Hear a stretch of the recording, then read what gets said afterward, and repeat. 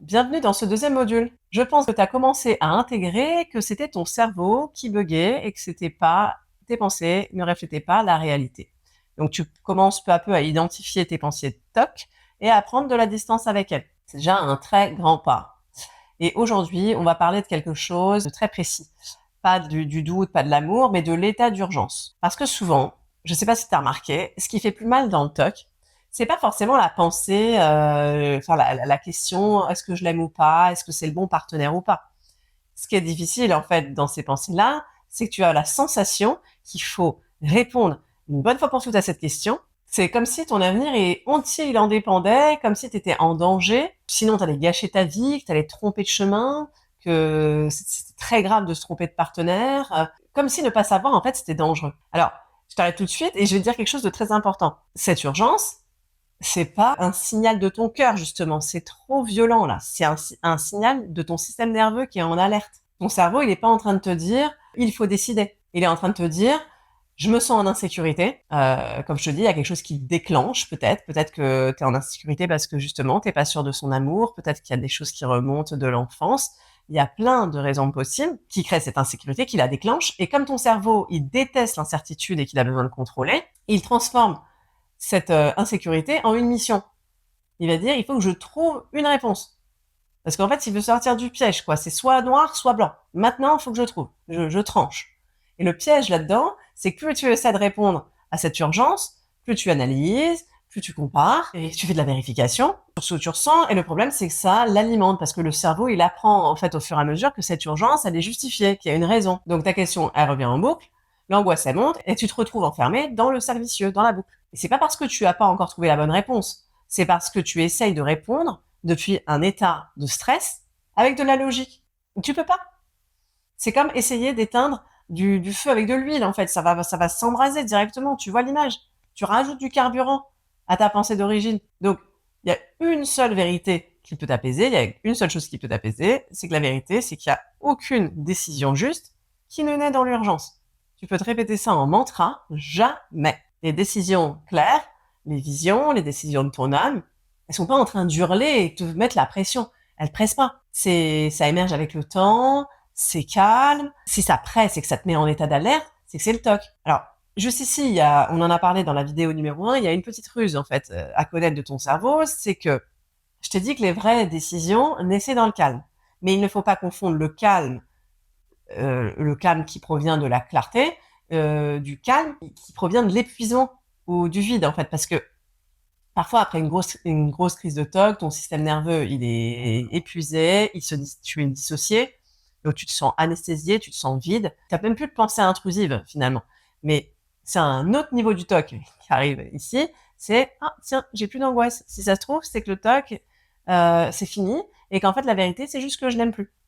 On en a parlé, et c'est ce qu'on appelle le TOC de ne plus avoir le TOC. Retiens bien ceci, le calme dont je te parle pour décider, ce n'est pas ce sentiment de vide ou l'indifférence après la tempête. Le vrai calme de la décision, c'est une sensation de justesse, de solidité et d'expansion. C'est surtout ça, de l'expansion. Tu te sens apaisé quand tu as pris une décision qui est en accord avec ton cœur. Il n'y a pas de doute, tu te sens le cœur ouvert. C'est vraiment, faut le ressentir dans le corps parce que pour moi, ce retour au corps, c'est là où tu trouves la justesse et où il y a la clé, en fait. Donc, si ton calme actuel, il ressemble à de l'anesthésie ou de la déconnexion, ou qui te fait encore peur, c'est pas le moment de décider de quoi que ce soit. C'est juste ton système nerveux qui se repose, là, il est KO. Ta seule boussole, c'est l'expansion. Donc aujourd'hui, on va s'accorder un luxe, c'est qu'on va s'accorder le droit de ne pas savoir et de ne pas avoir à répondre. Et ça va tout changer. Par contre, attention, il y a quand même un point à relever, quelque chose à comprendre. Dire qu'il n'y a pas d'urgence, ça ne veut pas dire qu'il y aura jamais de décision à prendre dans ta vie, notamment dans ta vie de couple.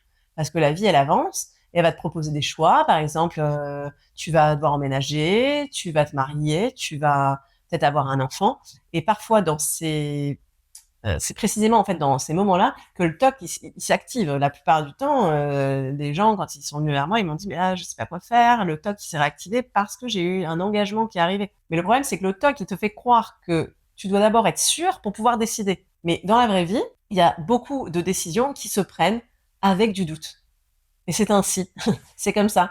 Ce qui apaise le TOC, c'est pas d'attendre une certitude intérieure, c'est de décider toi-même, sans chercher à faire disparaître le doute avant l'urgence. Elle vous dit que vous devez être sûr avant d'agir, à 100%. Et la réalité, c'est que la clarté, elle vient souvent après avoir agi. Et ça, je l'ai vérifié des milliards de fois dans n'importe quelle chose, même dans un projet. Même là, par exemple, je vous parle là directement, je fais un projet sur le talk du couple. Qu'est-ce qui va me dire que le projet va fonctionner et que les personnes vont avoir un bon retour? J'en sais rien de ce que je vais pouvoir vous apporter. Mais il y a un moment donné, si je reste dans mon mental à me dire est-ce que ça va apporter, est-ce que ça va apporter, qu'est-ce que ça va créer, qu'est-ce que ça va créer, est-ce que les gens ils vont s'en sortir, est-ce qu'ils vont aller mieux, et que je mets ça en boucle, le programme il ne se crée pas. C'est en lançant au fur et à mesure le programme et en travaillant ensemble que le chemin va se faire tout seul et que même on pourra réajuster. Il y a des choses qui se réajustent au fur et à mesure. Donc, si vraiment une décision doit être prise, on regarde les faits. Donc, les valeurs que la personne elle a, par exemple, son projet de vie, et non le sentiment du moment. Et on décide de s'engager avec le doute, on le prend sous le bras, et on se dit, il va faire du bruit. C'est comme un passager qui est bruyant, qui va parler à côté de toi. Mais c'est pas lui qui conduit la voiture. Enfin, c'est juste le petit passager, il fait son bruit, tu le laisses parler. Mais toi, tu prends quand même tes décisions. T'as pas de décision mauvaise ou bonne. Tu verras avec le temps. Donc, dès que tu as cette sensation et cette question-là, il faut que je sache là tout de suite, à partir d'aujourd'hui, je te propose de ne plus répondre à la question. Et tu vas répondre à ton état interne. Donc, par exemple, intérieurement, tu vas te dire, je vois que mon système nerveux, il est activé. Donc, la première étape, c'était de voir que c'était une pensée TOC. Deuxième étape, je vois que mon système nerveux, il est activé. Je ne décide rien maintenant. Il n'y a aucune urgence à répondre à cette question. Je peux laisser cette question ouverte.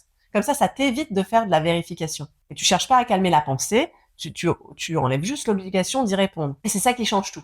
Après, on parlera dans un quatrième module de la réassurance, parce que je n'y vois pas forcément toujours du mal à chercher de la réponse à ces questions non plus, mais ça dépend dans quel mode tu es. Si tu es dans ce mode urgence-là, il n'y a aucun intérêt à aller faire des recherches et à répondre à des questions ou à des choses sur l'amour. Après, on verra, comme je te dis, il y a certaines formes de recherche qui peuvent être bénéfiques. J'ai déjà fait une vidéo comme ça, la réassurance, pas forcément mauvais, et je pourrais t'expliquer pourquoi. Au début, ton cerveau, il va pas du tout aimer ça. Il va te faire croire que tu fuis la situation, que tu te mens à toi-même, que tu fais l'autruche pour ne pas voir la réalité. Mais non, t'es pas en train de fuir en fait, parce que, comme je t'ai expliqué, il n'y a aucune utilité d'essayer de répondre à une question depuis un état d'anxiété. Parce que t'as pas accès à ton cœur, t'as pas accès à tes émotions. Donc t'as aucune clarté. Il va falloir t'attendre que la météo interne, elle soit plus calme pour pouvoir enfin voir le paysage qui se dresse devant toi. Et peu à peu, en faisant cela, tu vas peut-être te sentir que tu as moins de tension dans le corps, que tu as des moments où la question, elle disparaît, où elle revient moins fort. Et c'est pas parce que tu as trouvé une réponse finalement à cette question, c'est juste parce que ton système nerveux, il commence à se sentir en sécurité. Et c'est marrant parce qu'on se dit que plus on va répondre à la question, plus on va avoir une certitude, plus on va être en sécurité. Et en fait, c'est l'inverse qu'il faut faire. Il faut le déconstruire à l'envers. Je te le fais un parallèle, encore une fois, par exemple, avec la parentalité. Si ton système nerveux, il est à bout avec une énième crise de l'enfant, que tu as tout donné, que tu es sur à cran, que ton enfant, il fait une énième crise, tu vas vouloir répondre et te dire, maintenant, il en a assez, il faut que je trouve une solution, je vais faire ci, je vais faire ça. Mais t'es pas du tout connecté à ton cœur, tu es en état de survie, donc la réponse que tu vas avoir, elle est pas du tout adaptée. Parfois, il n'y a aucune urgence à répondre. Tant pis. Le mieux, parfois, c'est de laisser la crise être là, laisser couler, respirer, tu fais une pause. Des fois, moi, je m'isole. Je vais 5 minutes dans une autre pièce. Ou même une fois, je suis sortie. Bon, il y avait le papa qui était là. Il chantait que ça montait. Je suis sortie. J'ai pris mes clés. Je suis allée dans la cage d'escalier. 5 minutes.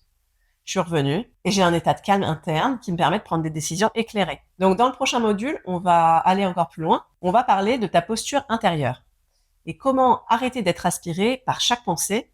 Comment redevenir l'observatrice plutôt que la prisonnière. Donc, on va prendre du recul. Donc, la première étape, c'est de voir que tes pensées, ce sont des pensées de toc et que c'est pas le fait que tu ne l'aimes pas. Deuxième étape, c'est de ne pas répondre à l'urgence. Troisième étape, c'est de devenir l'observateur. Donc, toi, tu as peut-être l'impression pour l'instant que ça se ressemble, mais en fait, c'est des éléments totalement différents. C'est des briques que tu mets les unes après les autres. Et tu verras qu'au fur et à mesure, donc il y a peut-être un élément qui va te parler plus que l'autre et qui va te faire beaucoup plus avancer. Tu sais pas à quel moment il y a une clé qui va sauter. Et tu vas voir qu'à la fin du programme, tout s'imbrique et qu'il y a un chemin qui s'ouvre. Donc, ce sera tout pour aujourd'hui. On se retrouve dans le module 3. D'ici là, dès que tu sens l'urgence arriver, tu peux écouter le mini audio que je t'ai préparé qui te permet de retourner dans ton corps. Il est différent du premier, il y en a à chaque module.